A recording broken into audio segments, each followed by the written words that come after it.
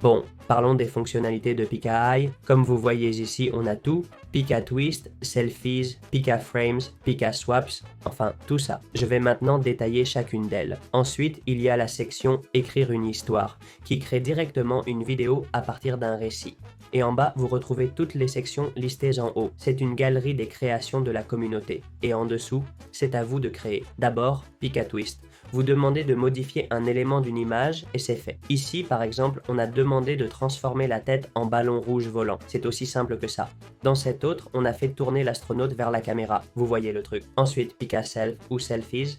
Vous prenez un selfie et modifiez un élément. Comme vous voyez, tout ce que les gens ont fait ici avec leur soi-disant jeune. Ensuite, il y a le Pika Frame, l'un des plus beaux à mon avis. Ici, on peut faire de très belles choses, des trucs détaillés en vidéo. Regardez cette folie, mon Dieu, la transition de la balle, c'est incroyable. Celui-ci est dingue. Puis les Pika Swap pour insérer des éléments dans l'image. Ici, par exemple, la fille a mis des lunettes. Je trouve ça vraiment incroyable. Ça rend super bien. Au début, je n'avais même pas compris ce qui se passait.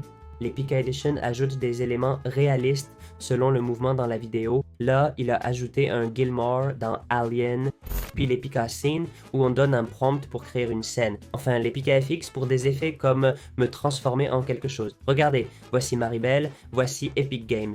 Le volume est très élevé. Bref, voici les options et leurs fonctions. En dessous, vous pouvez les utiliser et faire des réglages avancés. Par exemple, la résolution souhaitée pour vos vidéos. Ajouter un prompt négatif que vous ne voulez pas voir. Le sheet, c'est le point de départ pour générer la vidéo. Commencer au sheet 1 ou au 1 000 c'est différent. Même prompt au sheet 1 donnera toujours la même vidéo.